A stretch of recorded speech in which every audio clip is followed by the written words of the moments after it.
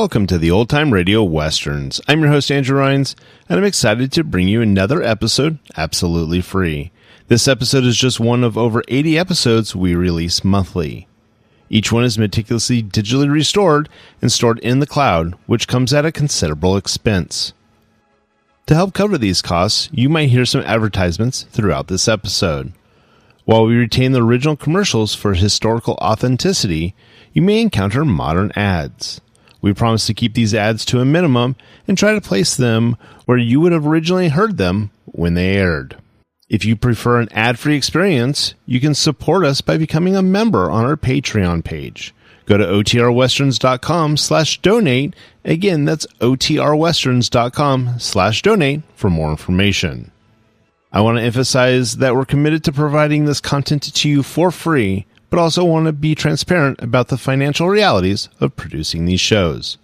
As a reminder, if you're listening to this episode on a service you pay for, please know that they do not support this podcast in any way, and the ads will be in this episode. Now, let's get into this episode.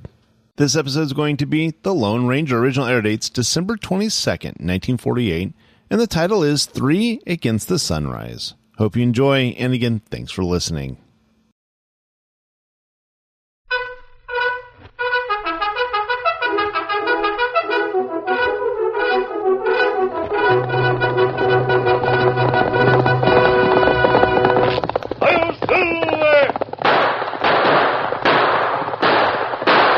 Fiery horse with the speed of light, a cloud of dust, and a hearty Hi-Yo Silver, the Lone Ranger.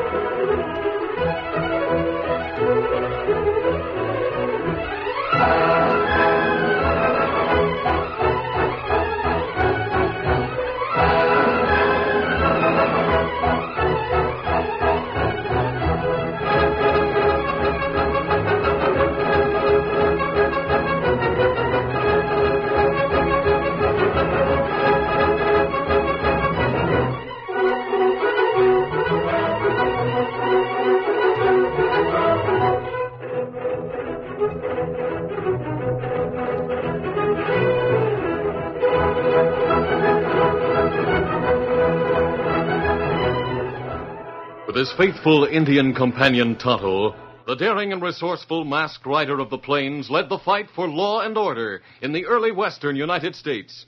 Nowhere in the pages of history can one find a greater champion of justice. Return with us now to those thrilling days of yesteryear. From out of the past come the thundering hoofbeats of the great horse Silver. The Lone Ranger rides again. Come on, Silver. Let's go, big fellow. Hi-Yo, Silver! Hi!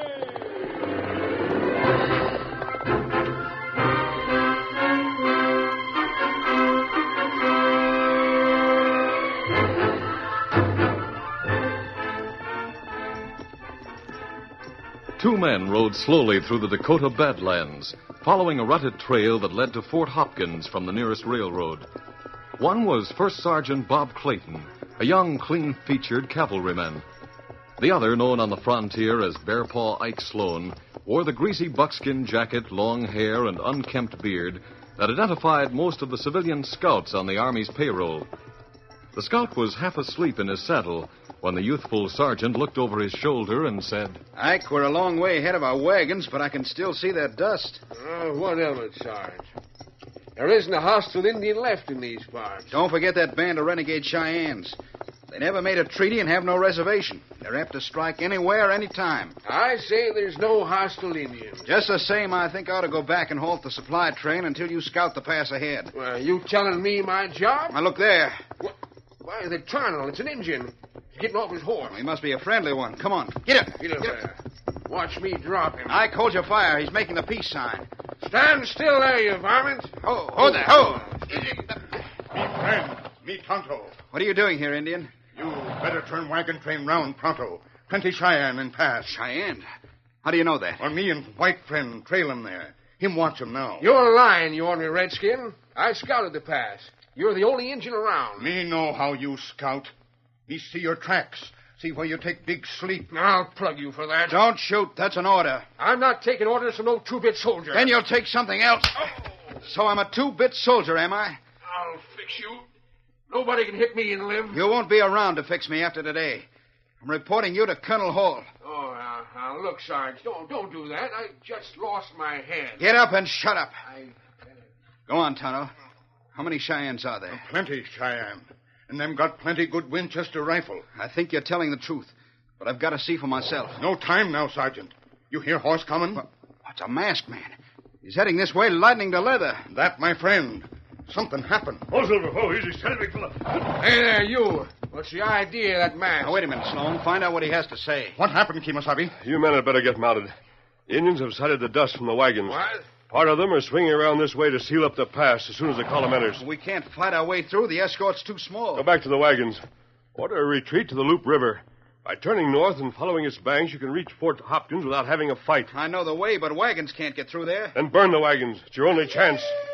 Here come Indians now. I'm getting out of here. You too, Sergeant. Your duty's with your men. But you and Tonto. We'll make a stand behind these rocks and cover your getaway.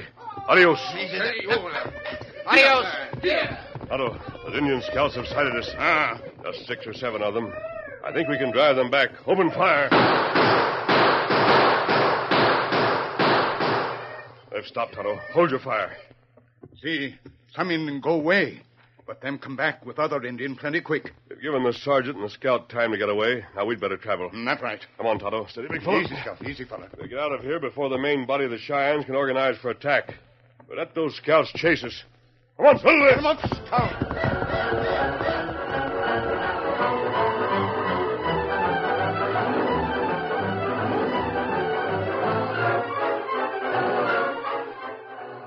It was several hours later, and the usually busy headquarters of the commanding officer at Fort Hopkins was deserted except for Colonel Hall and his adjutant. The colonel, whose stern face and inflexible will had gained him the Army nickname of Iron Jaw, had been standing at a window overlooking the parade ground. Suddenly, he turned on his aide and cleared his throat. Captain Judd, I have something to say to you. It concerns your daughter. Helen, sir? I want you to send her back east. Colonel Hall. Is that an order or a You request? know very well I have no authority to give such an order, since the War Department now permits officers to install their families in posts free from danger. Well, may I point out that you just finished writing a report that there are no hostile Indians in the territory. That has nothing to do with it. Miss Judd is in no danger. She is the danger. Will you explain that statement, sir? She is the only young woman at a post garrisoned by 1,000 men. Well, that's so. But Helen has made no trouble. In fact, the appearance and morale of the regiment have vastly improved since her arrival. The sweetheart of the regiment. I can make men shine their boots. Yet I half believe every man Jack here, from the lieutenant colonel down the line to the rawest rookie, would mutiny at a word from her. Well, I'll speak to her, but I can't promise. Where is your parental authority? Gone, like all authority will be if she remains. I won't have the regiment disorganized and dishonored by the whims of any female. I'm colonel here. Were you speaking of me? Young lady. Pardon me, Colonel, for forgetting. This is the Army, isn't it? Helen Judd, a female person residing at Fort Hopkins, has a report to make. If the captain will give her permission to speak to the colonel. Ye gods. This minx is ridiculing me in my own headquarters. Helen, it's a lot to hope for, but I hope you really have something to report. I have, Dad. While riding toward the Loop River a couple of hours ago, I heard 2 explosions. They seemed heavy but distant. I thought of the supply train. Miss Judd, You presume to scout for this fort as well as commanded? Well, Colonel Hall, look outside. What detachment is that? Why, the idiots have ridden their horses half to death.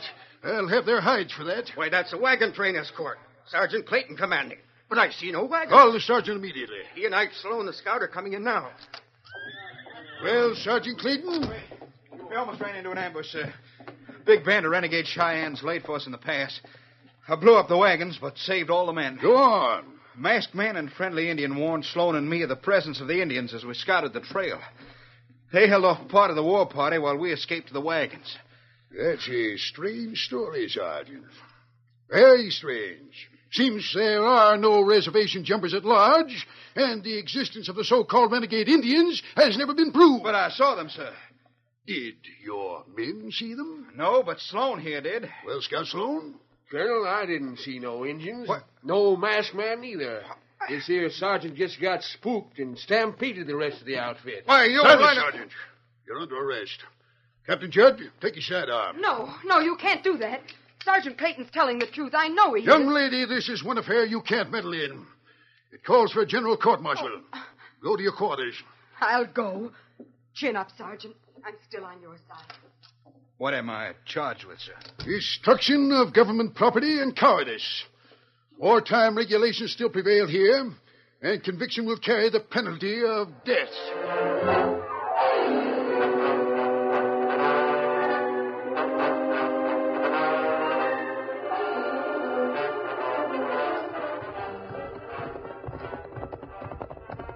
In the meantime, the Lone Ranger and Tonto, mounted on their mighty horses, Scout and Silver, had easily outrun the savages. We'll stop here, Tonto. Oh, Silver. Oh, fella.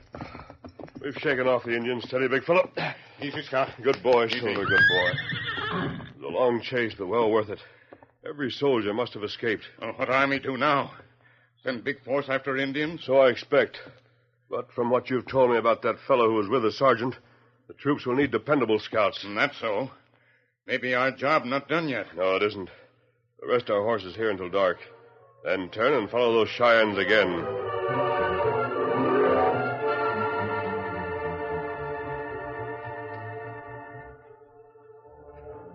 Days later, the Lone Ranger and Tonto were still on the trail of the Indians. Momentarily, they expected the army to strike back for the attempted ambush, but no troops came out of Fort Hopkins, where Sergeant Clayton was on trial for his life. 5 officers constituted the court-martial, sitting at a long table with their campaign hats and sabers in front of them.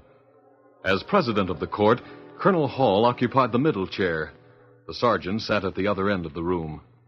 In the open space, Major Elliott, the Army advocate, was on his feet speaking. You've heard the prisoner testify in his own behalf. You've heard his story. And I dare say no man charged with a military crime ever told one as fantastic. Where is this masked man? Why isn't he here? I'll tell you why.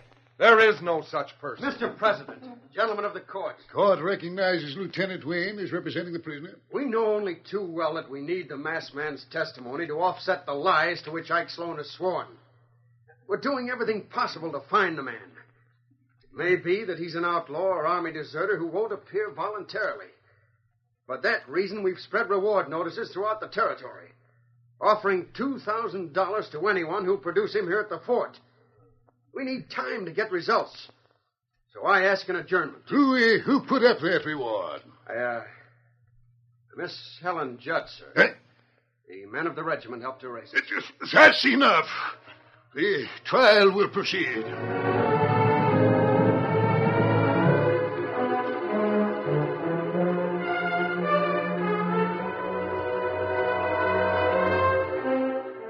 At a camp in the heart of the Badlands, the Lone Ranger waited the return of Tonto from a settlement where he had gone for provisions. The masked man was busy sketching a map of the region when his Indian friend appeared, riding hard. Whoa, Scout. Hold, fella. Easy, Scout.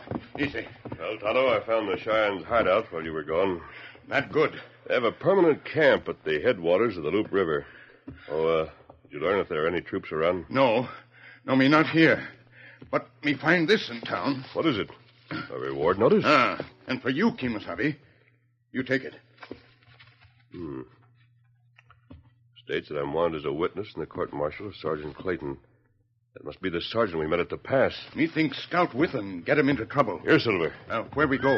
Fort Hopkins. Steady, big fella. Easy, Scout, easy. Come on, Silver. Get him up, Scout.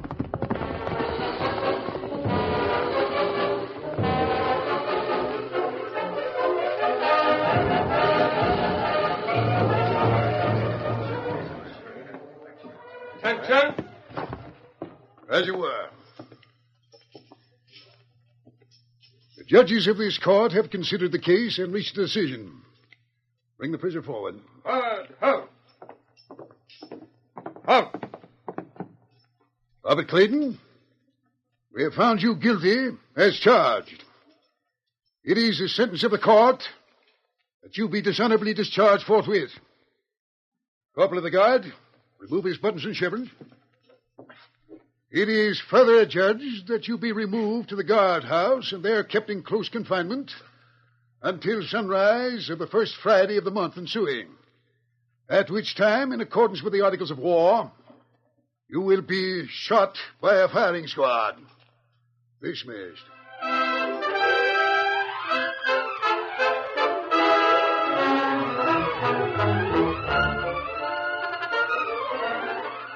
The curtain falls on the first act of our Lone Ranger story. Before the next exciting scenes, please permit us to pause for just a few moments.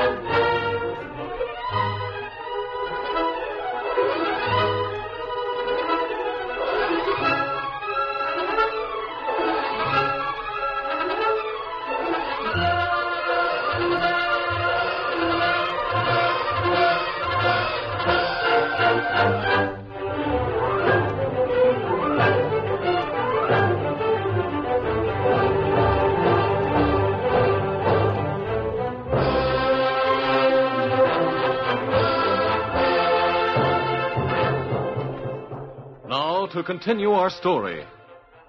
Condemned to die before a firing squad, ex-Sergeant Bob Clayton waited his fate at Fort Hopkins. Unaware that her efforts to reach the masked man had succeeded, Helen Judd planned a last appeal to Colonel Hall. She stood outside the headquarters building where a light told her the commanding officer was still at work, though taps would soon sound. As she hesitated, a soft voice spoke. Good evening, miss. Oh, a masked man and an Indian. Why, you must be the ones Are you, Miss Judd? Yes, I am. We've been riding day and night since we saw your notice. Later we read of the trial in the newspapers. Bob Clayton has one more day to live. What are you going to do? I'll see the colonel first. Wait here, Tonto. Oh, you wait. Colonel Hall. So, a masked man. I fully expected the Judd girl would try to put something over on me. Put something over on you? Yes, I thought she'd persuade one of the soldiers to dress like that and come here wearing a mask to confirm that preposterous story. Remove that mask. Colonel Hall, I'm not one of your men. I wear this mask for personal reasons, known to General Gates. General Gates? Make me take it off and you'll hear from the general. I wonder... I am the man who told Clayton to burn the wagons and retreat. I'll testify that the pass was filled with Cheyennes. Indeed. And why didn't you appear during the trial? We've been following those Indians. We can lead you to the place where they're camped. So, Miss Judd wants to delay the execution by luring the regiment out on a wild goose chase, eh? I'm speaking the truth, sir. It's a matter of simple justice. You should investigate. I've tolerated your presence only through curiosity. If you value your life, you'll get out this moment and stay out. I respect the uniform you wear too much to force the issue now. Yes. I'm going. But we'll meet again. What happened, masked man? The colonel wouldn't listen to me. Maybe we can wring the truth out of that lying scout. Ike Sloan's away from the fort. We haven't time to hunt him down. Whatever we do must be done soon. Tomorrow my father is sending me east with my aunt. I see. In that case, there's a chance that we can save Clayton. But it's a slim chance and means danger for you. I'll risk it. What's your plan? Listen closely.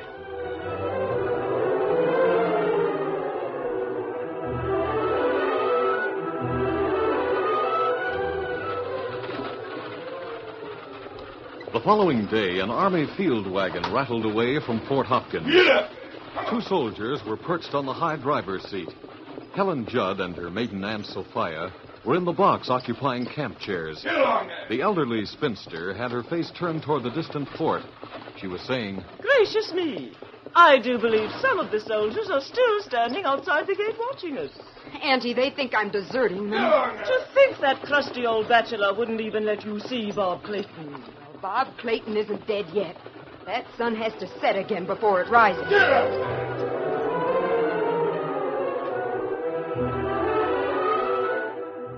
From the cover of a thicket beside the trail, the Lone Ranger and Tonto watched the field wagon lumber toward them. The Lone Ranger was disguised as a Cheyenne chief, and his companion had put on war paint. Tonto held an extra horse. He was calming it. You be quiet, fella. Quiet. Tonto, the wagon's close enough. Load in from the left. He's happy. All right. Now. What's Silver?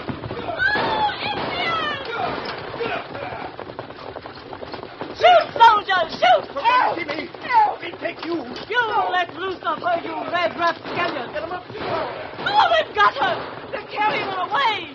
Do something! There's nothing to do but go back to the fort. And give me those lines and that whip. Get up there! Get up!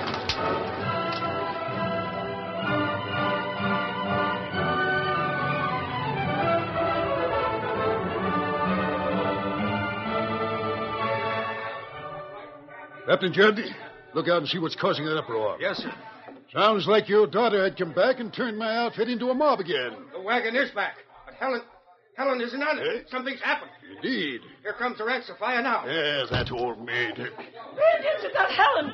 A big chief took her from the wagon right inside of the fort. My daughter. Well, let the chief have her. She'll soon be running the tribe. Why, you old curmudgeon. Do you know what you're saying? Pardon me, Miss Sophia, but I don't believe your niece was captured. This is one of her tricks. Aren't you going to do anything? I am not. Issue an order confining the regiment to quarters until after sunrise tomorrow. Colonel, the men are going for their horses. By whose orders, Major Elliott? Nobody, sir. They're acting on their own. Wait. That's mutiny. Get out there, all you officers. Put a stop to it. I'm resigning my commission, Colonel. You're what, Captain Judd? I'm riding with a man, mutiny or not. So am I. By heavens, I'll stand all you men against the wall. Well, that'll be quite a job for one man, Colonel. Betrayed by my officers. Deserted by my men. Mocked by an old maid. You'll what? You brass-buttoned mule. I'll ride too. Bugler, sound boots and saddles. Miss Sophia, hand me my saddle.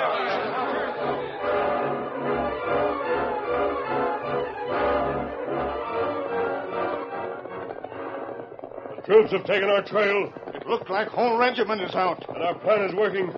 All we need to do is keep them coming.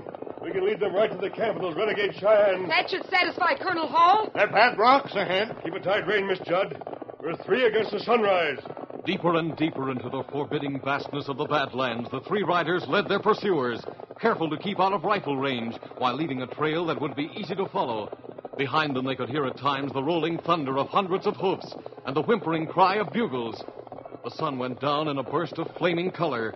A few stars made loopholes in the darkening sky, and then the moon came up, full and bright, splashing the eroded walls of the canyons with a light so unreal that the fantastic rock formations seemed to come to life. The Lone Ranger called a halt. Ho, Silver, ho! Whoa there, whoa. Steady, big fella. We're close to the Indian camp. I'll step aside now and change back to my own clothes. I don't hear the cavalry any longer. What are you doing, Tonto? Me got ear on ground. Are the boys still coming? Me think so. But me not savvy why hoofs sound like them come from ahead and behind both. Indians. Tonto, the Indians are ahead of us. They're coming this way. It must be an advance scouting party. What does that mean? I thought they'd be asleep in their camp, but they're not. They're coming closer. Miss Judd, go back and get the troops. Hurry them on. But you... Tonto and I'll make a stand right here behind these rocks. We'll try to hold the Indians until you can warn the soldiers. The main body of the Cheyennes was well back from the cluster of boulders where the masked man and his companion had concealed themselves and their horses. But a small band of Indian scouts were close at hand. The Lone Ranger thumbed the hammers of his 6 guns. Get ready, Tonto. Me ready. You give word to open fire. Gunfire will be a signal to the rest of the Indians. They'll come on the run. That's right. We can't hold them off for long. Best we can only hope to save the army from a surprise attack. Their scouts see us plenty soon. Then come close. All right, Tonto. Open fire. The sudden gunfire caught the Indians by surprise. 2 of the scouts turned back and dashed toward the main body of the Indians, but the others, half a dozen of them, leaned low over the backs of their ponies and came on toward the boulders, screaming and firing. Bullets spattered the rocks where the masked man and Tonto stood. Dust and chips of rock flew about them. One horse stumbled and fell, throwing its rider headlong. Another reared high, then turned and bolted to one side. Keep firing, Tonto. The remaining scouts halted their ponies, abruptly turned, and retreated at top speed, but not for far. Indian scout, go back. But look, Tonto. Here comes the main band of the Cheyennes. We not stop them, Indian. We'll do the best we can. We'll go down fighting. The savages had learned from their advanced scouts where the enemy had taken refuge. They came toward the cluster of boulders at top speed, yelling and shouting. This is the end, Tonto. Make every bullet count. The Indians were less than 100 yards away. The Lone Ranger knew that his life and Tonto's were measured in seconds. But then he heard a bugle. Tonto, the cavalry. We see them. The soldiers see the Indians. They've opened fire. The cavalry charged, carbines barking and pouring a withering fire into the first ranks of the Indians. The savages who didn't fall turned sharply in an effort to retreat and collided with the savages who were pressing from the rear. There was wild confusion in the redskin ranks. The hard-riding troopers closed in and met the Cheyennes hand to hand, but few escaped. Most of those who were not killed were taken prisoner. Get up, boys! We showed those redskins what it means to fight the army! That does it, Tonto. Indians beat plenty bad. And the soldiers have over 100 prisoners.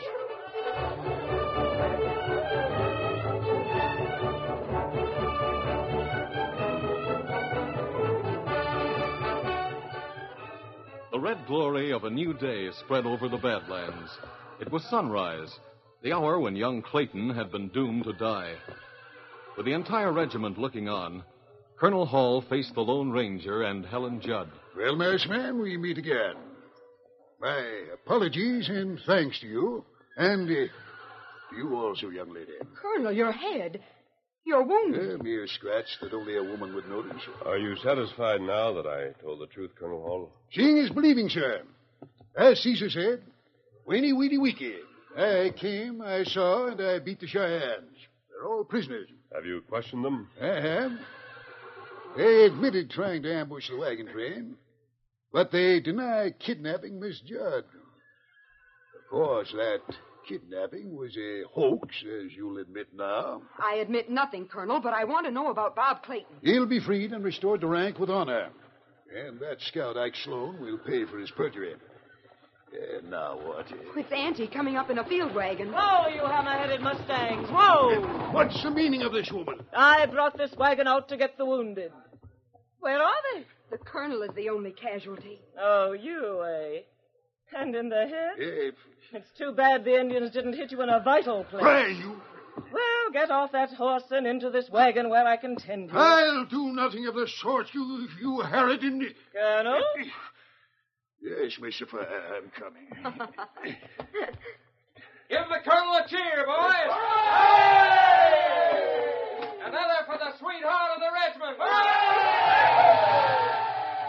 And another for the masked man! Hooray! Well, I know when I'm beaten. But there's one thing I'd like to know before you women take over. Who is the masked man? Colonel, he's the Lone Ranger.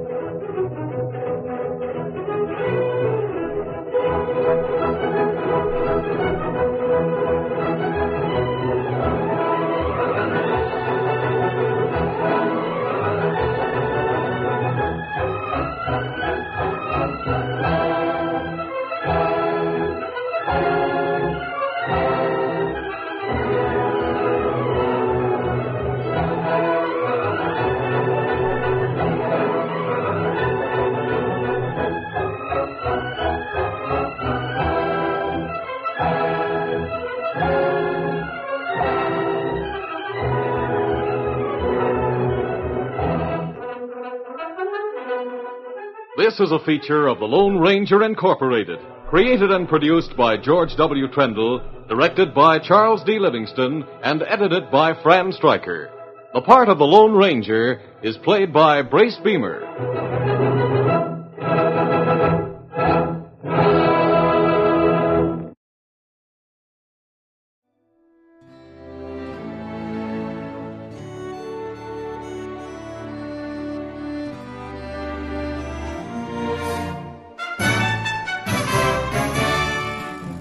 This has been a presentation of OTRWesterns.com, and we hope you enjoyed. Please take some time to like and rate our shows in your favorite podcast application. Follow us on Facebook by going to OTRWesterns.com/Facebook. Subscribe to our YouTube channel by going to OTRWesterns.com/YouTube. And send us an email, podcast@OTRWesterns.com. You can call and leave us a voicemail, 707-986-8739. This episode is copyright under the Attribution Non-Commercial Share-alike copyright. For more information, go to OTRWesterns.com/copyright. Have a great day, and thanks for listening.